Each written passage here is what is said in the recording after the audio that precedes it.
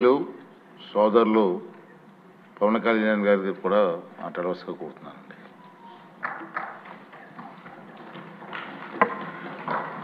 అధ్యక్షుల వారికి హృదయపూర్వక నమస్కారం.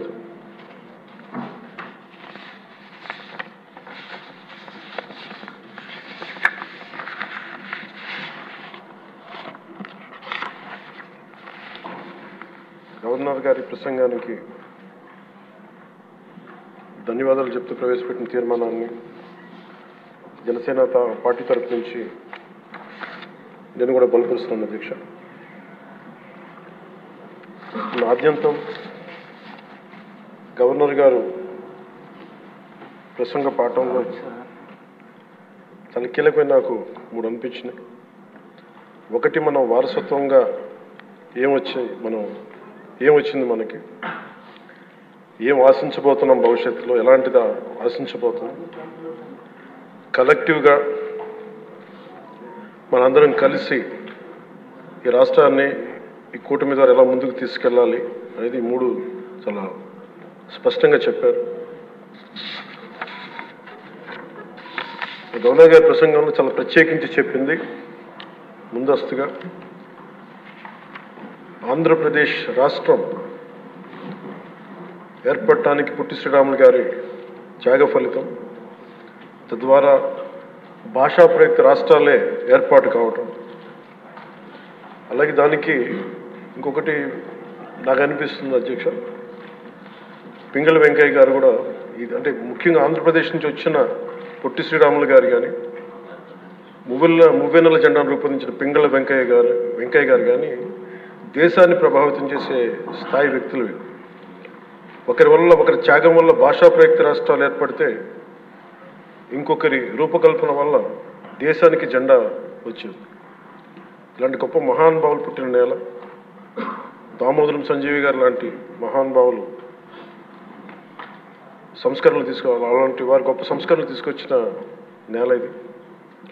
పివి నరసింహారావు గారు, అలాగే శ్రీ ఎన్టీ రామారావు గారు, వీరందరి పరంపరలో ఎప్పుడు ఆంధ్రప్రదేశ్ ముందుకెళ్తూనే ఉంది.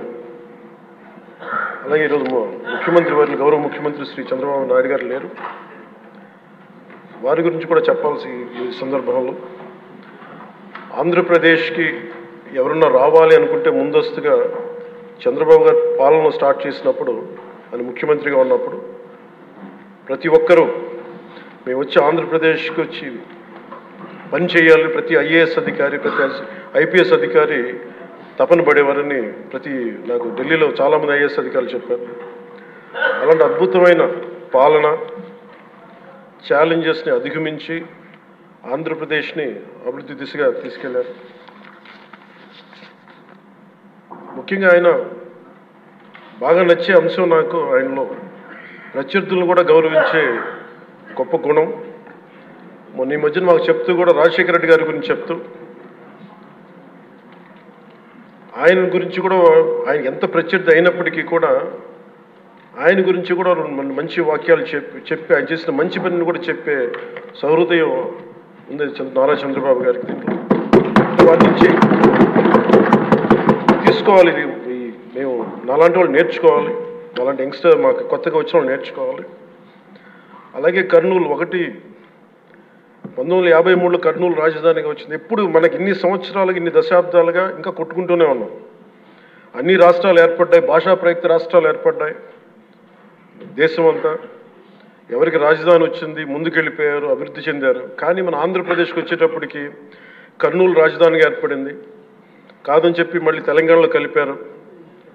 కొన్ని దశాబ్దాల తర్వాత మళ్ళీ విభజన జరిగింది, మళ్ళీ రాజధాని కోసం ఎత్తుక్కుంటూనే వచ్చాం. కింద మీద పడి 14 నుంచి 19 చాలా కష్టంతో ఒక రాజధానిని అత్యంత ఖర్చుతోటి నిర్మించే దశలో ఉండగా పరిస్థితులు అనుకూలించగా గత ప్రభుత్వం వచ్చింది. వాళ్ళు 3 రాజధానులు తీసుకొచ్చారు. ఎప్పుడు కూడా ఇన్ని సంవత్సరాలు, ఇన్ని దశాబ్దాలుగా మనకు స్థిరమైన రాజధాని అనేది ఒకటి లేదు. అది బేసిక్గా అది కేంద్ర బిందువు ఒక అభివృద్ధికి, ఒక రాష్ట్రానికి. ఈసారి మటుకు చంద్రబాబు గారి ఆధ్వర్యంలో, గౌరవ ముఖ్యమంత్రి చంద్రబాబు గారి ఆధ్వర్యంలో ఇంకెప్పటికీ భవిష్యత్తు తరాలు ఇంకెప్పుడు ఏది రాజధాని, ఒక రాజధాని రెండా కాకుండా అమరావతి రాజధానిగా ఉండాలి, ముందుకు తీసుకెళ్ళాలి. దానికి మేమందరం సహకరిస్తామని ఈ సందర్భంగా మీకు తెలియజేసుకున్నాం అధ్యక్ష. అలాగే మనం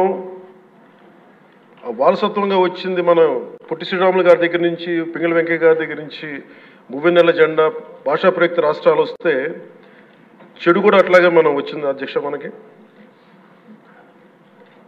గత ప్రభుత్వం మనకు అందించింది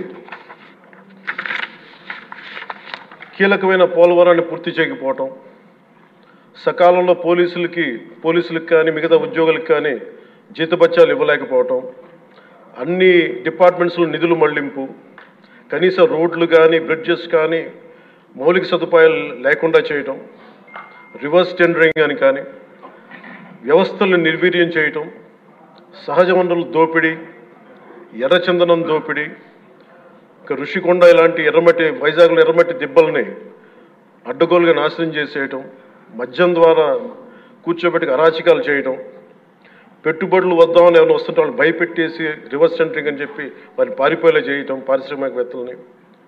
ఇది మనం తద్వారా మనకి వాళ్ళ ద్వారా కూడా వచ్చిన వారసత్వం అధ్యక్ష.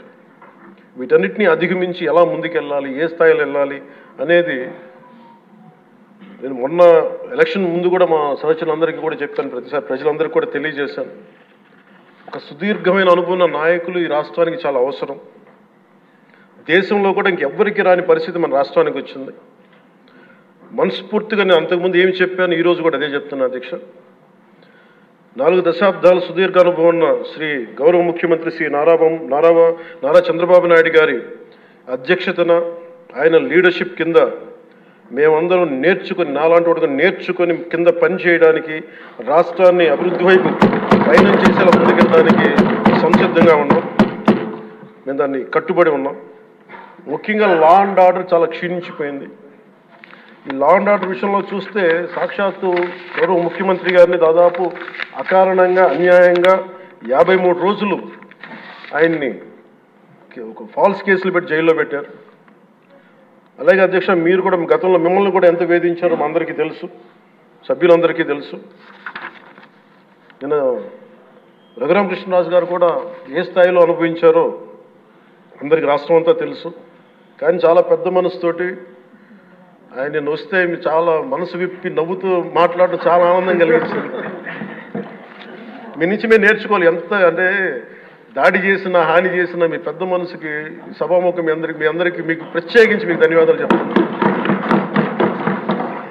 మీ అందరి నుంచి మీ నుంచి స్ఫూర్తి తీసుకుంటాం. మీ నుంచి అంటే తిట్లు తిన్నా కానీ, దెబ్బ తిన్నా కానీ ఎంత సహృదయతో ఉండాలనేది మీరు చూపించారు. ఇంకొక యాంగిల్లో శ్రీ నారా చంద్రబాబు నాయుడు గారు నిన్న కూడా చెప్తా ఉన్నారు, వాళ్ళు మన మీద దాడులు చేశారు కదా అని చెప్పి ఈ రోజు మనకు 164 సభ్యులు ఉన్నారని చెప్పేసి, 21 మంది పార్లమెంట్ సభ్యులు ఉన్నారని చెప్పి మనం కూడా అలా చేయడం సహేతుకం కాదు. చాలా మనం యాజ్ పర్ సిస్టమే వెళ్ళాలి. నిన్న కూడా చాలామంది సభ్యులు మా మీద దాడులు జరుగుతూ ఉన్నాయి, మా మీద బెదిరిస్తున్నారు, ఈ రోజుకి ఓడిపోయి కూడా ఇంకా మన కూటమి సభ్యులందరి మీద బెదిరిస్తున్నారు అని అంటే, చంద్రబాబు నాయుడు గారు ఒకటే చెప్పాను, మనం అలాంటి వాటికి నేను విరుద్ధం. మీరు అలా కనుక కాదు, సిస్టమ్ని కాదని కనుక మీరు చేస్తే మీరు నాకు దూరం అవుతారని చెప్పి చాలా స్పష్టంగా చెప్పారు. అది నాకు కూడా చెప్పారు, అది మీకు కూడా వర్తిస్తుందని చెప్పి ఖచ్చితంగా చంద్రబాబు గారు చెప్తాను. ఈ దృష్టిలో ఖచ్చితంగా దాన్ని ఒళ్ళు దగ్గర పెట్టుకుని మేమందరం ఉంటాం sir. Will take your guidance very seriously and committedly sir.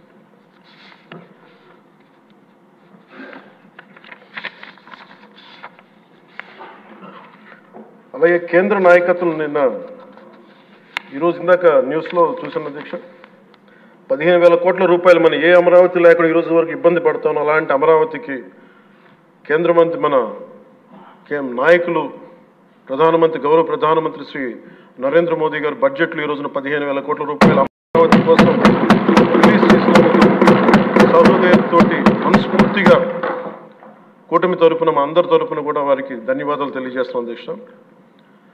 To Honorable Prime Minister Sri Narendra Modi ji, we are grateful to you, sir, for releasing the funds and will be eternally indebted to you, sir. అలాగే భవిష్యత్తులో అధ్యక్ష చంద్రబాబు గారు కూడా చాలా స్పష్టంగా చెప్పారు నిన్న, ప్రభుత్వంలో భాగస్వామ్యంలో ఉన్న కార్యకర్తలు కానీ మా సహచర ఎమ్మెల్యేలు కానీ మీరు వ్యక్తిగతంగా ఏ తప్పులు చేసినా అది ప్రభుత్వం మీద పడుతుంది. అలాంటి తప్పులు జరగకుండా చూసుకోండి. అలాంటివి జరిగితే మటుకు నేను ఎవరైనా స్థానమానం లేకుండా నాకు వాళ్ళకి సిస్టమ్ పనిచేస్తూ ఉంటుంది. అది మీరు అర్థం చేసుకోండి. నేను ఏ ఉద్దేశంతో చెప్తానని చెప్పారు అధ్యక్ష. ఇలాంటి తప్పులు జరిగితే అవి వ్యక్తులు చేసిన తప్పులు పార్టీలకు కానీ ప్రభుత్వానికి కానీ చెడ్డ పేరు రాకూడదు. దాన్ని ఎలా హ్యాండిల్ చేసుకోవాలో జనసేన పార్టీ తరఫు నుంచి నేను మా వాళ్ళందరికీ కూడా ఒకటే తెలియజేశాను. మీరు వ్యక్తిగతంగా కనుక ఏదన్నా చేసి అది కూటమి ప్రభుత్వానికి ఇబ్బంది కలిగితే నేను వారిని వదులుకోవడానికి సిద్ధంగా ఉన్నానని చెప్పి చాలా స్పష్టంగా తెలియజేశాను అధ్యక్ష. అది మీరు ఇసుక విధానాల్లో కానీ మైనింగ్ విధానాల్లో కానీ ఏ రకంగానా సరే గత ప్రభుత్వం చేసింది కదా మేము కూడా చేస్తామని ఎవరన్నా నాకు జనసేన పార్టీ తరఫు నుంచి ఎవరన్నా సరే ఉంటే వారిని నియంత్రించే బాధ్యత, వారిని సరిచేసే బాధ్యత మేము తీసుకుంటాం. అలాగే చట్టపరమైన తప్పు జరిగితే చట్టపరంగా ఎలాంటి చర్యలు తీసుకోవాలో అది మాకు కూడా అప్లై చేయండి. నాతో సహా మేము తప్పు చేస్తే నాతో సహా ఆ చట్టాలు నాకు కూడా అప్లై చేయండి. ఎవరు దీనికి అతీతులు కాదు. దీనికి ముఖ్యంగా ఈ 5 సంవత్సరాల కాలం ఇది హాలిడే కాదు ఎవరికి. మన ముఖ్యమంత్రి గారు కూడా చెప్తా ఉన్నారు, ట్రాఫిక్ జామ్స్ ఎంతసేపు జరుగుతున్నాయి, ఈ ప్రోటోకాల్స్ ప్రకారం సెక్యూరిటీ హ్యాజర్డ్స్లో ఎంతసేపు ట్రాఫిక్ నాపుతున్నారు, ఒక 2-3 నిమిషాల మించి ప్రజలు ఇబ్బంది పడకూడదని పదే స్పష్టంగా చెప్తా ఉన్నారు. అలాగే మన ఎస్కార్ట్ సెక్యూరిటీ వల్ల సామాన్య ప్రజలు ఇబ్బంది పడకూడదని మాకు దృష్టికి తీసుకొచ్చారు. ఖచ్చితంగా దాన్ని మా కింద అధికార యంత్రాంగాన్ని మొత్తానికి తెలియజేశాను సార్. అలాగే ఈరోజు మనకున్నది భవిష్యత్తు బాధ్యత. ఇది కేవలం ఈ హౌస్లో ఉన్న వ్యక్తులకే కాదు అధ్యక్ష, ఇంక్లూడింగ్ బ్యూరోక్రాట్స్కి. గత ప్రభుత్వం చాలా అవుట్రైట్ తప్పులు చేస్తూ ఉంటే కూడా బ్యూరోక్రసీ చాలా వరకు చాలా నిర్లిప్తంగా ఉండిపోయారు అధ్యక్ష. ఒక్క ఐఏఎస్ అధికారి ఏసార్లు రివ్యూ చేసిన ఒక్క ఐఏఎస్ అధికారి పేరు చెప్తా ఉంటారు. ఈ రోజున ఐఏఎస్ అధికారి ఏ శిక్ష పడకుండా వెళ్ళిపోయాడు. ఇలాంటి పరిస్థితులు జరుగుతూ ఉన్నాయి. So bureaucracy also has to take responsibility. And of course media ఏ సమస్యని హైలైట్ చేయాలి, ఏ సమస్యని హైలైట్ చేయకూడదు, ఏది ప్రజలకు అవసరం అనేది మీడియా మీద కూడా బాధ్యత ఉంది అధ్యక్ష. అలాగే సామాజిక మాధ్యమాలని స్థాయి దాటి మాట్లాడితే వారికి ఎలాంటి వాళ్ళని ఎలా పరిమితం చేయాలనేది కూడా ఒకసారి హౌస్ అందరూ ఆలోచించాలి. ఒకసారి దీని మీద ఒక విధి విధానాలు రూపొందించాలని కోరుకున్నాను అధ్యక్ష. అలాగే ముఖ్యంగా ఇక్కడ సభలో ఉన్న మా సహచర ఎమ్మెల్యేలు, గౌరవ ముఖ్యమంత్రి గారు, మేమందరం కూడా వీఆర్ ఆల్ కమిటెడ్ సార్. రాష్ట్ర భవిష్యత్తు కోసం, పునర్నిర్మాణం కోసం మేము సర్వం త్యాగం చేయడానికి సిద్ధంగా ఉన్నాం. తప్పులు జరిగితే వ్యక్తులు తప్పులు అవుతాయి కానీ పార్టీలు తప్పులు అవ్వం. సో ముగింపు వాక్యాలుగా అధ్యక్ష, కవి సామ్రాట్ శ్రీ విశ్వనాథ సత్యనారాయణ గారు చెప్పిన మాట ఒకటి అధ్యక్ష, అన్ని అనర్థాలకి మూలం మానవ ప్రవృత్తి హేతువు కానీ వాని జాతి కానీ, కులం కానీ, మతం కానీ, ప్రాంతం కానీ కాదు.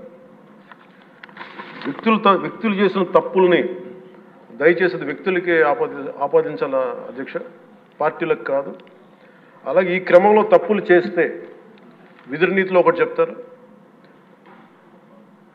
ఒక గ్రామం కోసం ఒక కుటుంబాన్ని, ఒక కుటుంబం కోసం ఒక గ్రామం కోసం ఒక కుటుంబాన్ని, ఒక రాజ్యం కోసం ఒక గ్రామాన్ని వదులుకోక తప్పదు.